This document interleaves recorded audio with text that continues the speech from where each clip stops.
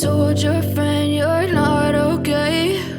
And tell me what's wrong and why you never said you felt that way. And guess you're trying to stay strong and fake a smile until I look away. But I've known you too long, it hurts to watch your blue eyes fade to gray as you fade away, as you fade away.